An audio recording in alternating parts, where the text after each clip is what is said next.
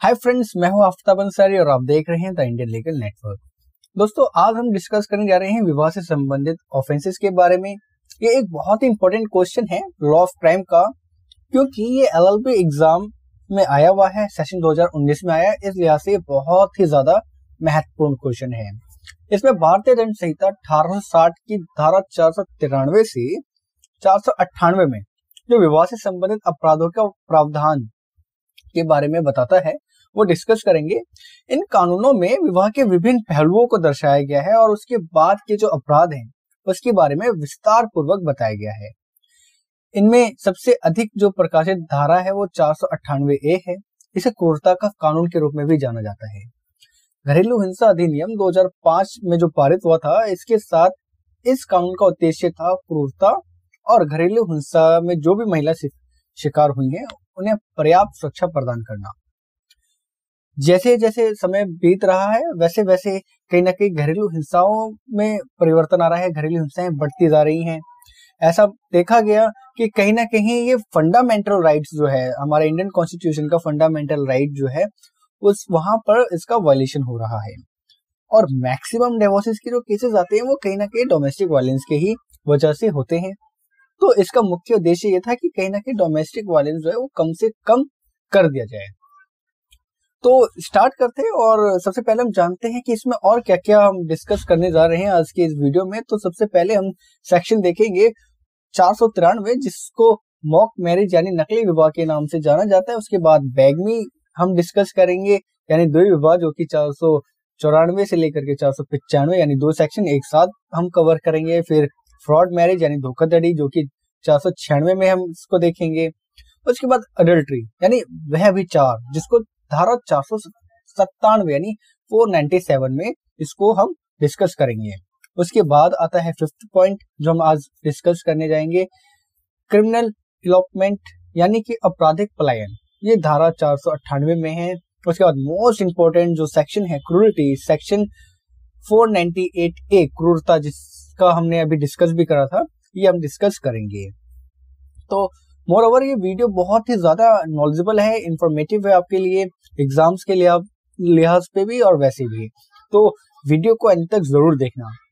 और video start करें उससे पहले मेरा एक छोटा सा क्वेश्चन है, क्या आपने मेरा चैनल सब्सक्राइब कर दिया है?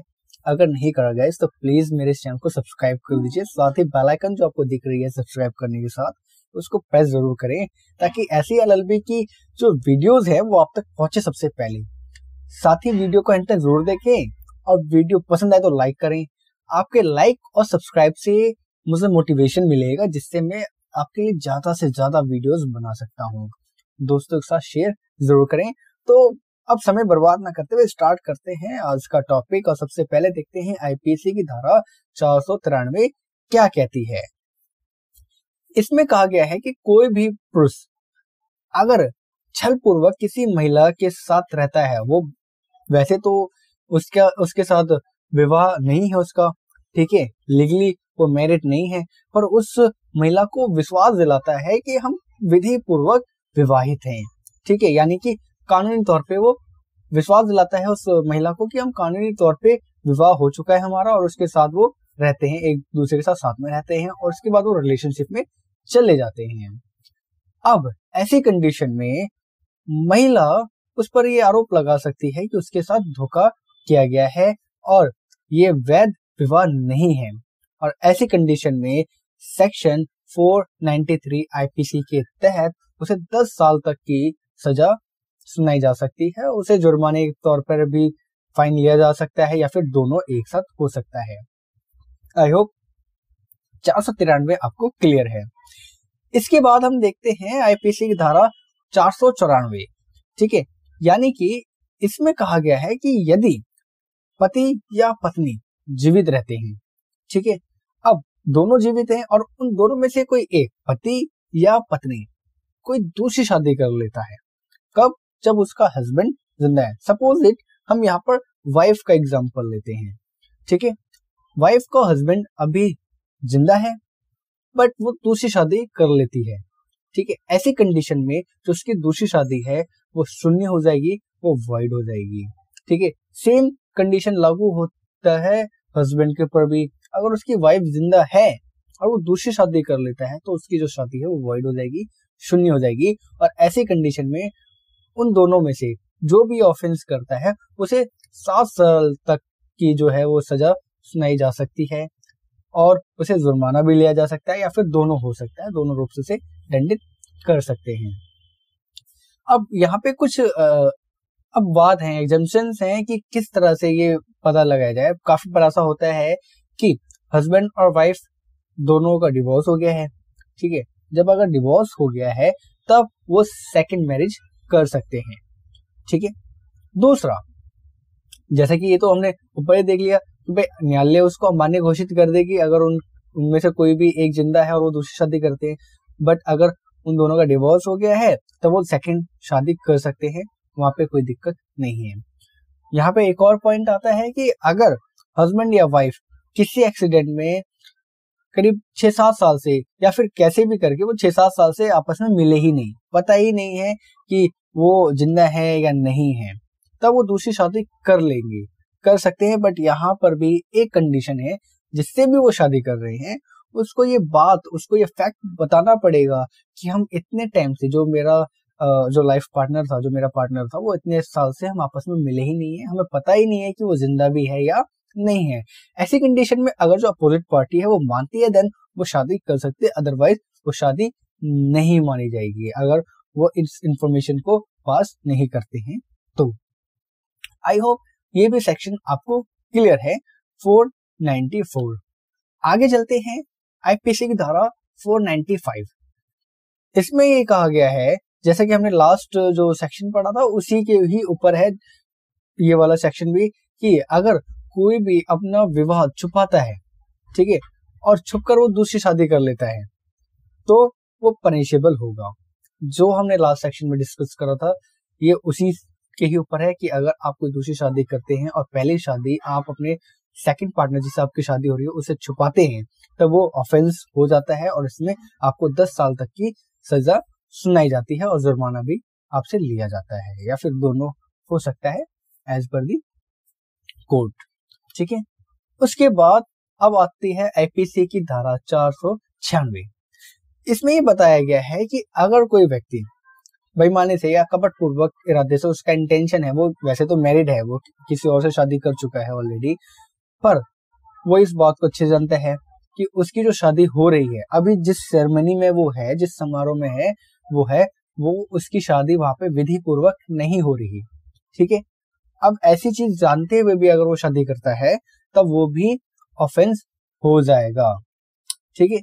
उसमें क्या है, कारावास 7 साल तक हो सकता है या फिर उसको सजा के तौर पे जुर्माना भी लिया जा सकता है। लेकिन यहाँ पर एक कंडीशन और होती है, यहाँ पर जो कंप्लेनेंट है, ठीक है, जिससे उसकी जो पीड़ित है, जिससे उसकी शादी हो रही है, ठीक है, जिससे वो सेकंड मैरिज कर रहा है, वो लड़की कंप्लेन अगर करती है तो क्या उसके जो पेरेंट्स हैं अगर वो कंप्लेन करते हैं तब इसको सजा सुनाई जाएगी, अदरवाइज नहीं।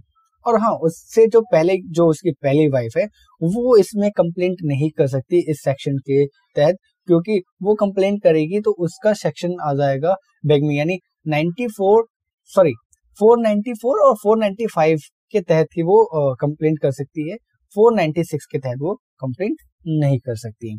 तो आई होप आपको ये भी क्लियर है। अगर कोई भी डाउट होता है देन आप मुझे कमेंट कर सकते हैं। अब हम डिस्कस करते हैं आईपीसी की धारा 497। ये बताता है वह विचार यानी अडल्ट्री।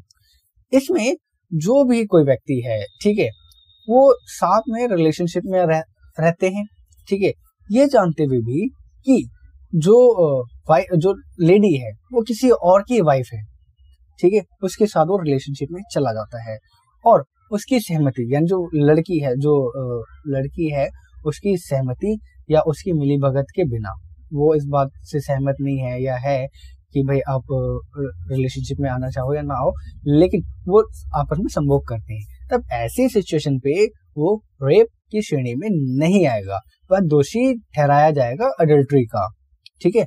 यानी कि अगर कोई फीमेल है, ऑलरेडी मैरिड है, वो किसी और के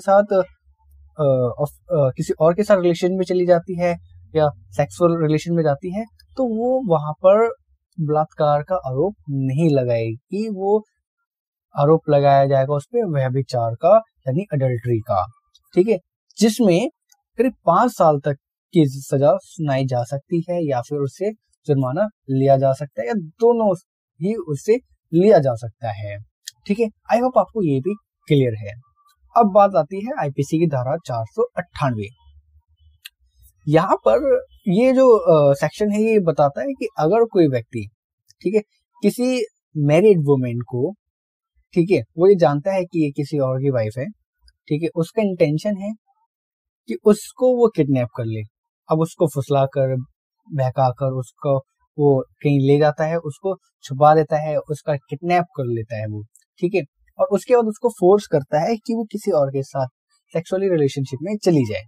तब ऐसी कंडीशन पे भी, क्योंकि वो वहां पे उस लेडी का कोई इरादा नहीं है, उसको नहीं पता, उससे जबरदस्ती कहा जा रहा है फोर्सफुली करने के लिए, ठीक है। अब ऐसी कंडीशन में उसको 2 साल तक की सजा सुनाई जा सकती है और आर्थिक रूप से भी उसको दंडित किया जा सकता है, या फिर हो सकता है आर्थिक रूप और 2 साल की कारावास दोनों एक साथ उसको सुनाया जाए। अब मोस्ट इंपोर्टेंट जो क्वेश्चन, जो सेक्शन था हमारा, जो क्वेश्चन में हमारा सेक्शन था मोस्ट इंपोर्टेंट, वो आईपीसी की धारा 498A, जो हमने वहां पे कहा था कि बहुत इंपॉर्टेंट है। अब यहाँ पर ये हम डिस्कस करने जा रहे हैं कि क्रूरता क्या होती है।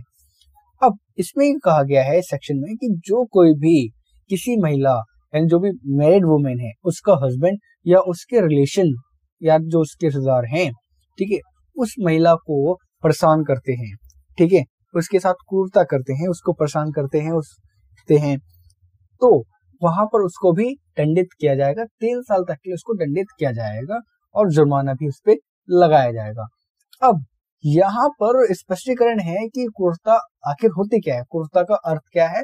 तो स्पष्टीकरण में बताया गया है कि कोई भी अगर इरादे से यानी इंटेंशन है उसका, ठीक है, और उस इंटेंशन के तहत वो अत्याचार कर रहे हैं, उसे परेशान कर रहे हैं, टॉर्चर कर रहे हैं, और ऐसा करने से जो महिला है वो आत्महत्या करने की कोशिश करती है, या फिर महिला के जीवन में असर आता है, जीवन काल में असर आता है, या वो उसका कोई अंग या स्वास्थ्य रूप से या मानसिक रूप से या शारीरिक रूप से उसको चोट का खतरा होता है या चोट पहुंचाई जाती है, तो उसको क्रूरता कहा जाता है। या फिर महिला को परेशान किया जाए, उससे के जो सगे संबंधी हैं उसे परेशान किया जाए, या उसकी संपत्ति को उसकी संपत्ति में इंटरफेयर किया जाए, उसकी संपत्ति को चोट पहुंचाई जाए, या गैर कानूनी मांग की जाए, तब भी वो क्या कहा जाएगा, क्रूरता में ही उसको कंक्लूड किया जाएगा, उसको भी क्रूरता कहा जाएगा। तो इसमें 3 साल तक की सजा सुनाई जाती है। अब ये हस्बैंड के थ्रू भी हो सकता है या फिर उसके रिश्तेदार के थ्रू भी हो सकता है। तो आई होप आपको यहाँ पे जितने भी सेक्शंस हमने डिस्कस करे वो सारे के सारे आपको क्लियर होंगे। अगर कोई भी क्वेरी है, आपकी कोई चीज समझ में नहीं आई, देन आप प्लीज मुझे कमेंट करें। आई होप मैं कमेंट में आपको रिप्लाई दूंगा, और हो सकता है नेक्स्ट वीडियो में उस टॉपिक पे भी बनाऊं। तो प्लीज गाइस मुझे आप सपोर्ट जरूर करें और चैनल को सब्सक्राइब भी करते हैं यार प्लीज। वीडियो आपने एंड तक देख ही ली है, अब आप वीडियो को लाइक भी करें और अपने दोस्तों के साथ शेयर भी करें अगर आपको वीडियो अच्छी लगी है। वीडियो में अगर किसी चीज की कमी है तो वो भी आप मुझे कमेंट करके जरूर बताएं, ताकि मैं नेक्स्ट वीडियो में उसको सुधार सकूं। तो चलिए टिल देन मिलते हैं एक नए वीडियो में एक नए टॉपिक के साथ, तब तक के लिए आप बने रहे हमारे साथ। Thank you so much.